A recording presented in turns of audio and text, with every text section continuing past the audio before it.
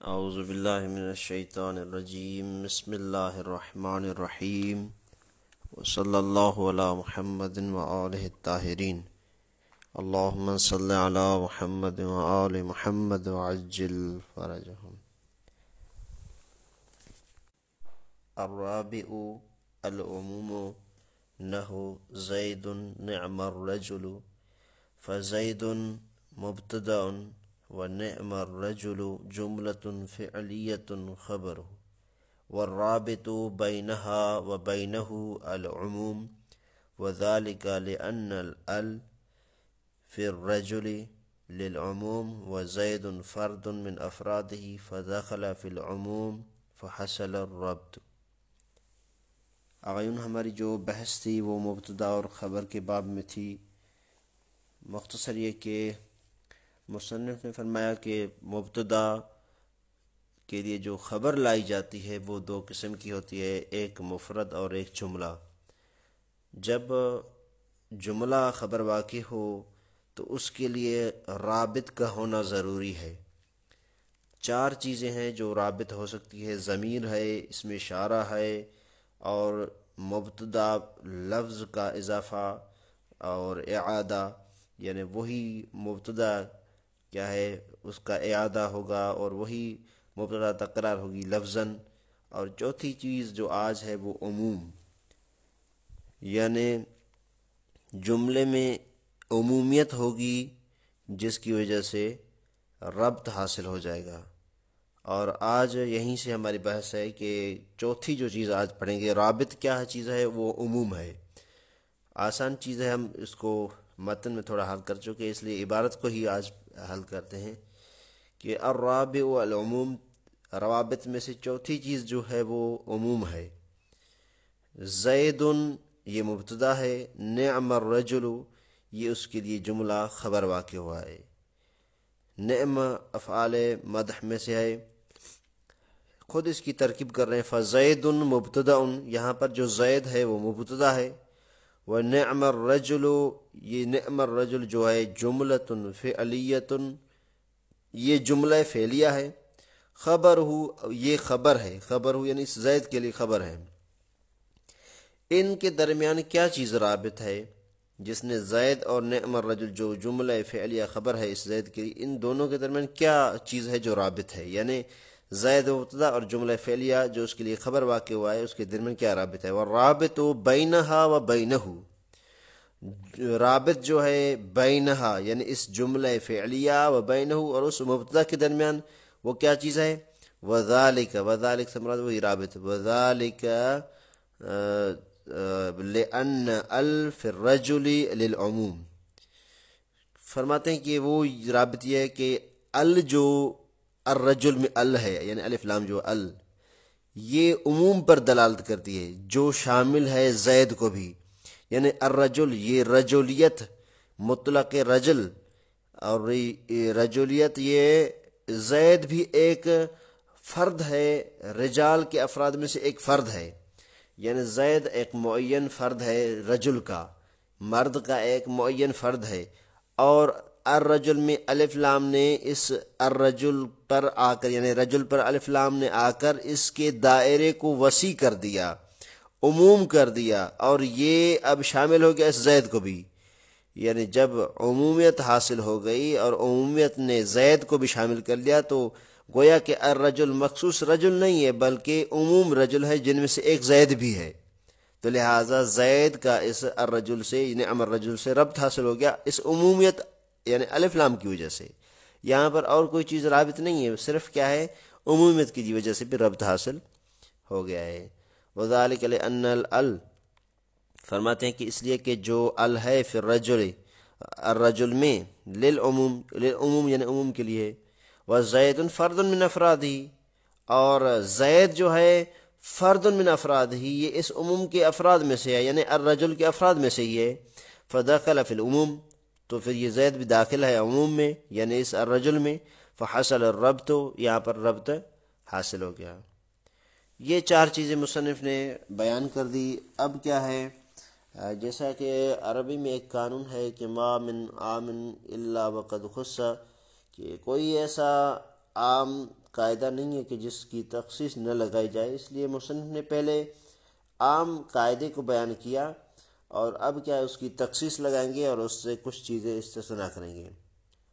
ہم نے کہا کہ جب جملہ خبر واقع ہو تو اس کے لیے رابط کا ہونا ضروری ہے، اور 4 چیزوں کا ذکر کیا کہ یہ چیزیں رابط بن سکتی ہیں، اور ان کی تفصیل سے کیا ہے بحث گزر چکی۔ آج مصنف کہتے ہیں کہ اگر جملہ واقع ہو خبر، یعنی ایک جملہ ہے جس کو جملہ جو ہے خبر واقع ہوا ہے، لیکن اس کے باوجود ہمیں رابط کی ضرورت ہی نہیں پڑتی، یہ کب ہوتا ہے؟ مصنف فرماتے ہیں کہ وہ جملہ جو ہے نفس مبتدا ہو معنی کے اعتبار سے، تو پھر ہمیں رابط کی ضرورت نہیں ہوتی۔ یعنی پہلے ایک مبتدا لائیں، اس کے بعد جملہ جو خبر واقع ہے اس کو لے کر آئے، لیکن یہ جو جملہ خبر واقع ہوا ہے اگر وہ معنی کے اعتبار سے خود مبتدا ہے، لفظ کے اعتبار سے نہیں، کیونکہ اگر لفظ کے اعتبار سے خود مبتدا ہو تو پھر اس کا ہم نے ذکر کر دیا، جو رابط ثالث تھا وہ یہی تھا کہ اعادت المبتدا بلفظ ہی، لیکن یہاں پر یہ بات نہیں ہے، لفظ مبتدا نہیں ہوگا، لیکن ہمارے ہاں کوئی اور چیز آ جائے گی، وہ کیا ہے؟ نفس مبتدا فی المعنی، معنی کے اعتبار سے وہ جملہ کیا ہوگا؟ لفظ میں نہیں ہوگا، بلکہ معنی کے اعتبار سے وہ کیا ہے؟ مبتدا ہوگا۔ یعنی پہلے جو تیسرا رابط ہم نے کہا وہ لفظ تھا مبتدا، یعنی جیسے مثال پیش کی الحاقۃ ملحقہ، تو یہاں پر اس طرح نہیں ہے، بلکہ جملہ جو واقع ہوگا اس جملے کا جو معنی ہے وہ معنی اس طرح ہوگا کہ خود ہی وہ مبتدا گویا کہ ہے۔ وَهَذَا كُلُّهُ إِذَا لَمْ تَكُنِ الْجُمْلَةُ نَفْسَ الْمُبْتَدَإِ فِي الْمَعْنَى۔ مصنف فرماتے ہیں یہ سارا کچھ جو ہم نے بیان کیا کہ رابط کی ضرورت ہوتی ہے جب خبر جملہ واقع ہو، یہ اس صورت میں ہے کہ جب جملہ خود مبتدا فی المعنی نہ ہو، یعنی جملے کو دیکھیں تو وہ کیا ہے؟ معنی کے اعتبار سے وہ جملہ کیا نہ بنتا ہو، معنی کے اعتبار سے وہ مبتدا نہ ہو، تو پھر یہ قواعد ہے کہ رابط کی ضرورت پڑے گی اور ان سب چیزوں کی۔ لیکن اگر آپ کہیں کہ جو جملہ ہے وہ خود مبتدا ہے معنی کے اعتبار سے، تو پھر ان چیزوں کی ضرورت اور رابط وغیرہ کی ضرورت نہیں ہوگی۔ وَهَذَا كُلُّهُ، یہ سب چیزیں جو روابط کی ہم نے بات کی، یہ تب ہے کہ جب کیا ہے؟ اذا لم تکن الجملۃ، کہ جب جملہ نہ ہو۔ کون سا جملہ؟ جس کو ہم خبر لا رہے ہیں، نفس المبتدأ فی المعنی، معنی کے اعتبار سے خود مبتدا نہ ہو تو، یعنی اگر مبتدا ہو خود معنی کے اعتبار سے تو پھر کیا ان چیزوں کی ضرورت نہیں ہوگی۔ فَإِنْ كَانَتْ كَذَلِكَ، اگر اس طرح ہو، یعنی فی المعنی وہ مبتدا ہو، فی المعنی خود مبتدا ہو، یعنی وہ جو جملہ ہے معنی کے اعتبار سے خود ہی مبتدا ہو، تو لم تحتج الی رابط، پھر وہ رابط کا محتاج نہیں ہوگا۔ کیسے؟ مثال پیش کرے گا، قول تعالی، جیسے اللہ تعالیٰ کا قول ہے کہ قل هو اللہ احد، یہاں پر ہوا مبتدا ہے، اللہ احد یہ کیا ہے؟ اس کے لیے خبر واقع ہے۔ تو یہاں پر دیکھیں ہوا جو ہے یہ شان ہے، کہ اس کی شان کیا ہے؟ قل کہو کہ ہوا اس کی جو شان ہے، ہوا ضمیر شان ہے، اللہ احد، تو اللہ یہ خود کیا ہے؟ شان ہے، خود اس کی مصنف ترکیب کر رہے ہیں کہ فَهُوَ مُبْتَدَأٌ، فَهُوَ مُبْتَدَأٌ، یہاں پر کیا ہے؟ فَهُوَ مبتدا ہے، واللہ احد یہ مبتدا ثان و خبر، یہاں پر مبتدا ثانی بھی ہے اور خبر بھی ہے۔ کیا مطلب؟ یعنی اللہ مبتدا ثانی ہے، احد اس اللہ کے لیے خبر ہے، اور یہ پورا جملہ اللہ احد، یہ پورا جملہ مل کر پھر اس ہوا مبتدا کے لیے خبر ہے۔ اصل میں یہ کہنا چاہتے ہیں مصنف، فَهُوَ مبتدا، فَهُوَ مبتدا ہے، واللہ احد مبتدا ثان و خبر، دوسری مبتدا بھی ہے اور خبر بھی ہے اس جملے میں، یعنی اللہ احد میں مبتدا ثانی بھی ہے اور خبر بھی ہے۔ کس طرح؟ اللہ جو جملہ ہے، لفظ اللہ یہ مبتدا ثانی ہے، اور جو احد ہے یہ اللہ کے لیے خبر ہے، ہوا کے لیے نہیں۔ اب یہ پورا جملہ اللہ احد، پورا جملہ مل کر اس ہوا مبتدا کے لیے خبر واقع ہوا ہے۔ والجملۃ خبر المبتدا الاول، یہ جملہ کون سا جملہ؟ اللہ احد، یہ پورا جملہ خبر المبتدا الاول، یہ خبر ہے مبتدا اول کے لیے۔ مبتدا اول سے مراد ہوا ہے، وَهِيَ مُرْتَبِطَةٌ بِهِ، اور یہ جملہ مربوط ہے بِهِ، اس ہوا مبتدا کے ساتھ۔ کیوں اس سے مربوط ہے جبکہ رابط بھی ظاہراً کوئی نہیں ہے؟ فرماتے ہیں لِأَنَّهَا، اس لیے کہ یہ جملہ، لِأَنَّ الجملہ، جملہ سے مراد اللہ احد، یہ جو جملہ ہے لِأَنَّ الجملہ، اس لیے کہ جو جملہ ہے نفسہ، یعنی نفس المبتدا فی المعنی، معنی کے اعتبار سے وہی مبتدا ہے۔ کیسے خود مصنف اس کی تشریح کر رہے ہیں۔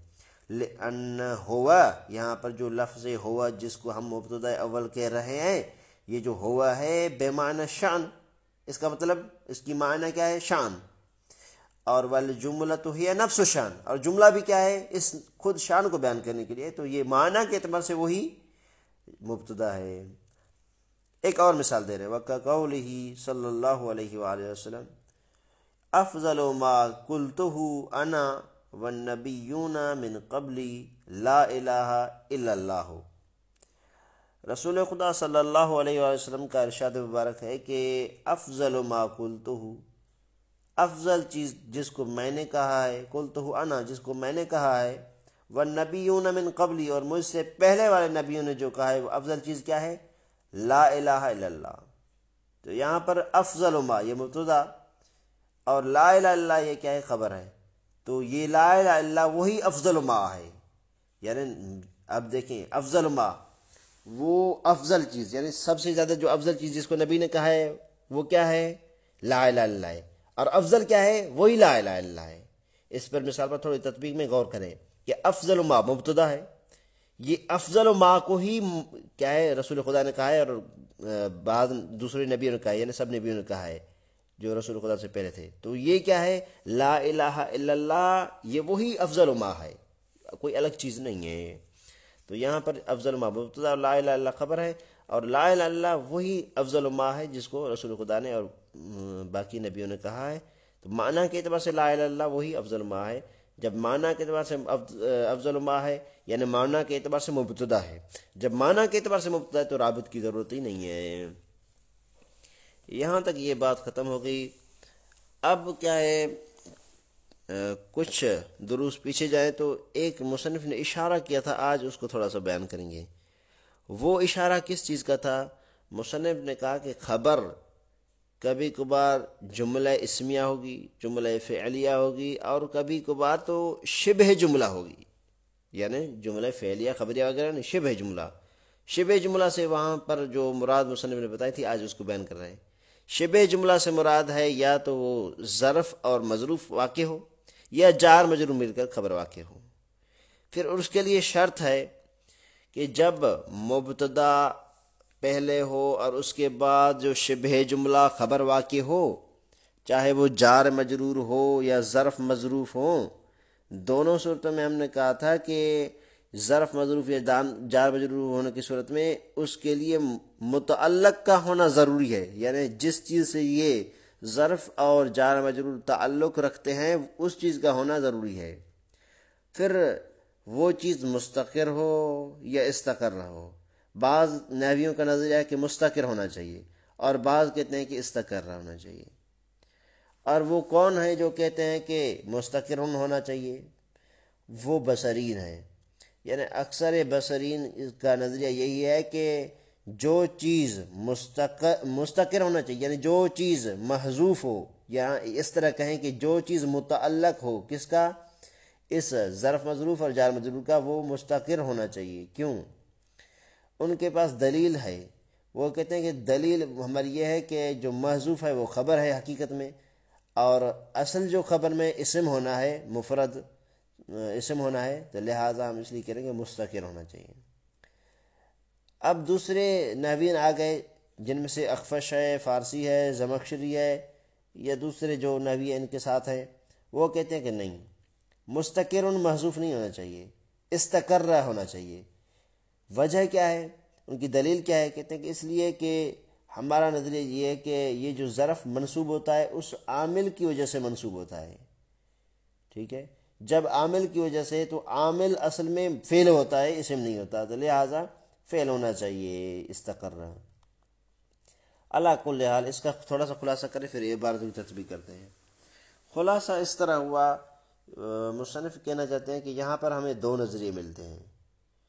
ایک بات ہے جس میں اتفاق ہے سب کا، وہ کیا، کس چیز میں اتفاق ہے؟ نحوی اس چیز میں اتفاق رکھتے ہیں کہ جب شبہ جملہ خبر واقع ہو تو اس کا متعلق محذوف ہوگا، اس میں اتفاق ہے۔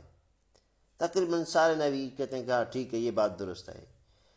لیکن اختلاف اس چیز میں ہے کہ وہ جو چیز محذوف ہے، جو اس کا متعلق یعنی ظرف مظروف و جار مجرور کا متعلق جو محذوف ہے، وہ کیا چیز ہونی چاہیے؟ آیا وہ جو متعلق ہے وہ مستقر ہونا چاہیے یا استقرہ ہونا چاہیے؟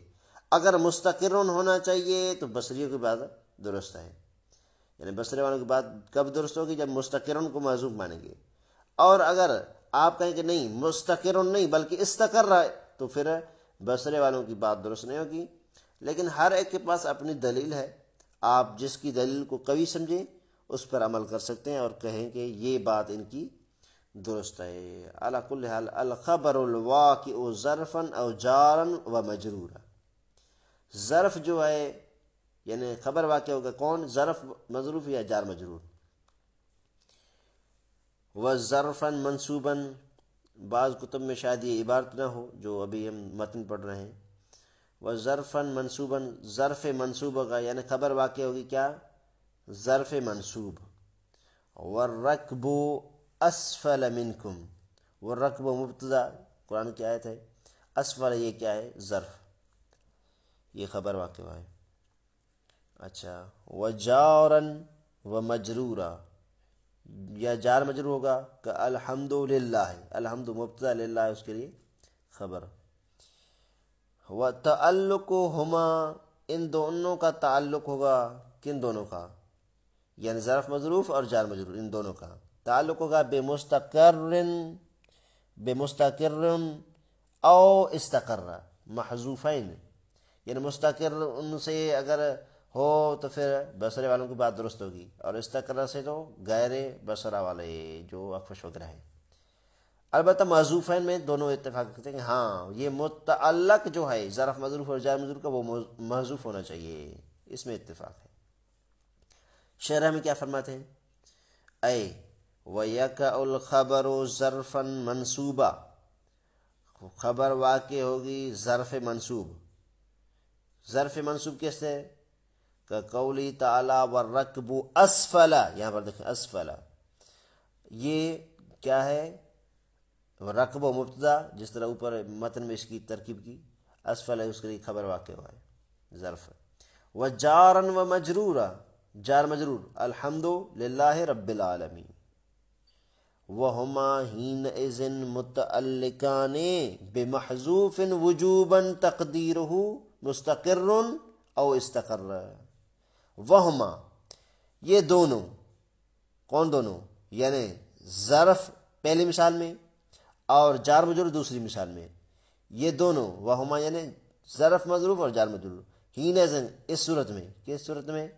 جب یہ خبر واقع ہوں کسی مبتدا کے لیے، متعلقان ہیں تو یہ تعلق رکھتے ہیں بمحذوف، ایک محذوف کے ساتھ، یعنی ایک متعلق محذوف کے ساتھ۔ یہ متعلق ہیں، وہ متعلق ہیں، یہ تعلق رکھیں گے کس کے ساتھ؟ ایک محذوف متعلق کے ساتھ، یعنی متعلق بنیں گے ایک محذوف متعلق کے۔ اچھا، ان کا تعلق کس سے ہوگا؟ محذوف متعلق سے، وجوباً، اور اس کا محذوف ہونا واجب ہے، تقدیرہ مستقر او استقر، اس کا حذف کرنا تو واجب ہے لیکن مقدر میں وہ کیا رکھیں گے؟ کچھ کہتے ہیں کہ مستقر اور کچھ کہتے ہیں کہ استقر، یعنی کچھ کہتے ہیں اسم، کچھ کہتے ہیں فعل۔ والاول، اول سے مراد کیا ہے؟ یعنی مستقر، مستقر کے قائل کون ہیں؟ کون کہتے ہیں کہ مستقر ہوگا؟ والاول اختیار جمہور البصرین، اکثر بصرین اس چیز کے قائل ہیں، جمہور بصرین اس چیز کے قائل ہیں کہ مستقر ہی محذوف ہوگا، جو وجوباً حذف ہوگا وہ کیا ہے؟ وہ مستقرن ہی ہے۔ اچھا، ان سے پوچھتے ہیں آپ کے پاس کیا دلیل ہے آپ جو یہ کہہ رہے ہیں؟ وہ حجتہم، اور ان کی دلیل، کن کی؟ بصرے والوں کی۔ کیا دلیل ہے کہ مستقرن حذف ہونا چاہیے؟ فرماتے ہیں ان المحذوف هو الخبر فی الحقیقہ، یہاں پر حقیقت میں جو حذف ہے چیز وہ خبر ہے۔ کیسے؟ سوال یہ ہے کہ آپ جو کہہ رہے ہیں، آپ کی دلیل ہے کہ یہاں پر جو حذف ہے اور جو محذوف چیز ہے وہ کیا ہے؟ حقیقت میں خبر ہے۔ کہتے ہیں کہ ایک قاعدہ ہے جو جہاں پر ذکر نہیں ہوا، مصنف نے گویا کہ اس کی طرف اشارہ کیا بصرے والوں کی طرف سے۔ بصرے والے کہنا چاہتے ہیں کہ دیکھیں، ایک قاعدہ ہے کہ ظرف مظروف اور جار مجرور بغیر متعلق کے ان کی کوئی حیثیت نہیں ہے۔ جس طرح آپ کہیں کہ فقط مبتدا کی کوئی حیثیت نہیں ہے، فقط خبر کی کوئی حیثیت نہیں ہے، تو اس طرح ہاں مثلا آگے ہم اس طرح کہیں گے کہ مثلا مبتدا ہو خبر حذف ہو جائے، لیکن پھر بھی نیت میں تو ہوگی نا وہ مبتدا یا خبر، یا اس طرح پتہ ہوگی کہ یہاں پر چیز حذف ہوئی ہے۔ یہ درست نہیں ہے کہ آپ کہیں کہ مبتدا کا وجود ہی نہ ہو خبر آ جائے، مثلا حتیٰ تصور میں بھی نہ ہو، اور اس طرح اس کا الٹ کر دیں کہ مثلا خبر ہو مبتدا کا وجود نہ ہو، یا مبتدا ہو خبر کا وجود نہ ہو۔ علی کل حال یہ بصرے والے گویا اس طرح کہنا چاہتے ہیں کہ بغیر وجود متعلق کے جار مجرور اور اس ظرف مظروف کی کوئی حیثیت نہیں ہے۔ جس طرح بغیر مبتدا کے، بغیر خبر کے، اور اس طرح ساری چیزیں بغیر فاعل کے، فعل کی کوئی حیثیت نہیں ہے، یا اس طرح بہت سارے وہ دلائل گویا کے دیتے ہیں کہ جس طرح ان کی کوئی حیثیت نہیں ہوتی ہے، تو گویا کہ یہاں پر جو ظرف اور جار مجرور خبر واقع ہو رہا ہے اس کی کوئی حیثیت نہیں ہے۔ اصل حیثیت اس کی ہے جس کے ساتھ یہ تعلق رکھتے ہیں، جو ان کا متعلق بنتا ہے۔ تو لہٰذا بصرے والے اس طرح کہنا چاہتے ہیں کہ خبر اصل میں وہی چیز ہے جس کی یہ متعلق جو ہوتی ہیں ان کے، یا یہ جس کے متعلق بنتے ہیں۔ تو لہٰذا اس کا جب جو چیز حذف ہوئی ہے، خبر حقیقت میں وہی ہے، جب حقیقت میں خبر وہی ہے تو خبر کیا ہوتی ہے؟ اسم ہوتی ہے، نہیں کہ خبر فعل ہوتی ہے۔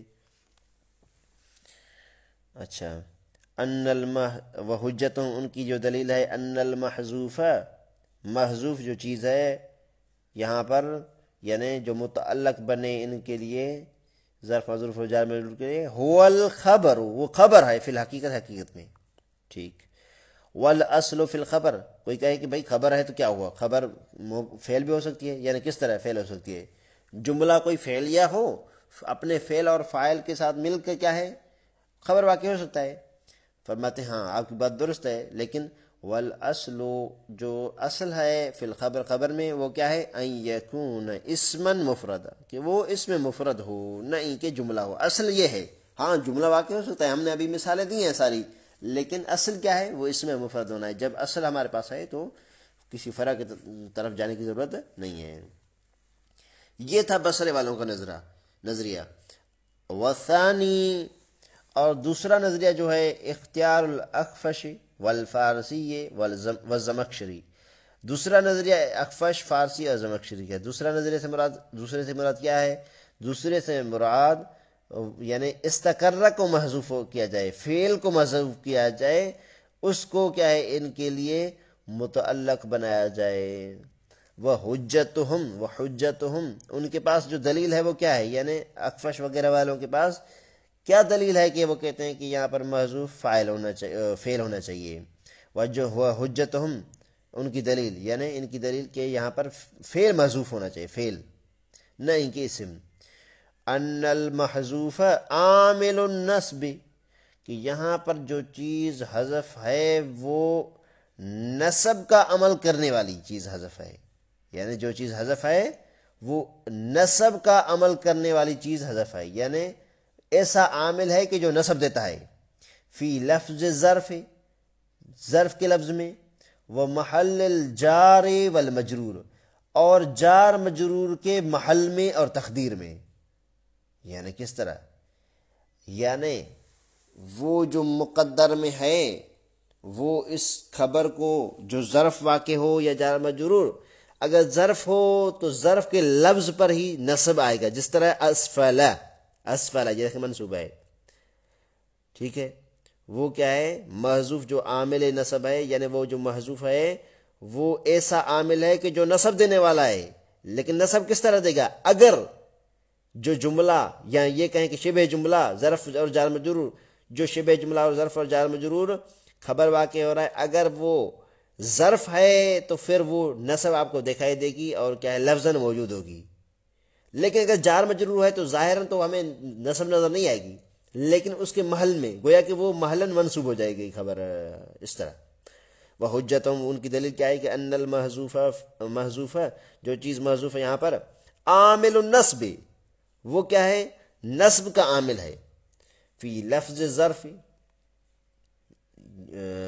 فی لفظ ظرف، ان المحذوف عامل نصب، کیسے فی لفظ ظرف، ظرف کے لفظ میں، جس طرح اسفلا ہے، وہ محل الجار والمجرور، اور جار مجرور کے محل میں، یعنی ظاہراً تو وہ آپ کو مجرور دکھائی دیں گے لفظاً، لیکن محل میں کیا ہے منصوب ہوں گے، کیونکہ اوپر کہا نا کہ وَيَكَ الْخَبَرُ ظَرْفًا مَنْصُوبًا وَجَارًا مَجْرُورًا، یعنی وَيَكَ الْخَبَرُ جَارًا مَجْرُورًا مَنْصُوبًا، یعنی منصوباً فی المحل، جار مجرور اگر آپ کہیں گے تو یہ اضافہ کرنا پڑے گا، وَيَكَ الْخَبَرُ ظَرْفًا مَنْصُوبًا، ایک تو یہاں پر یہ قاعدہ لگانے کی اس عبارت کو غور سے سنیں، وَيَكَ الْخَبَرُ ظَرْفًا مَنْصُوبًا لَفْظًا، اس طرح ایک، وَيَكَ الْخَبَرُ جَارًا وَمَجْرُورًا مَنْصُوبًا مَحَلًّا، اس طرح عبارت بنے گی، اس لیے کہ وہ محل الجار والمجرور، اور جار مجرور ہو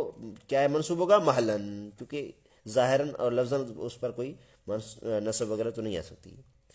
فل اصلو، ان کی دلیل گویا کہ یہاں سے شروع ہوتی ہے، فل اصل فی العامل ان یکون فعلا، وہ کہتے ہیں کہ اصل جو عامل ہونا ہے وہ فعل ہوتا ہے، یعنی فعل ہی ہے جو چیز عمل کرنے والی ہوتی ہے، جو عامل چیزیں بنتی ہیں، اصل کیا ہے وہ فعل ہے، نہیں کہ اسم ہے۔ اس سب کا خلاصہ بصرے والوں نے کیا کہا، اسم ہونا چاہیے، کیونکہ حقیقت میں یہاں پر محذوف خبر ہے حقیقت میں، اور خبر کیا ہے اصل میں اسم ہوتی ہے، فعل نہیں۔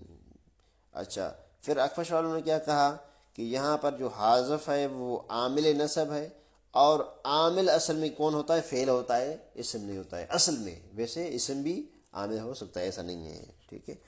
تو یہاں تک اس کو رکھتے ہیں انشاءاللہ۔ لا یخبر بالزمان عن الذات، یہاں سے اگلے درس سے شروع کریں گے۔ وصلی اللہ علی محمد و آلہ الطاہرین۔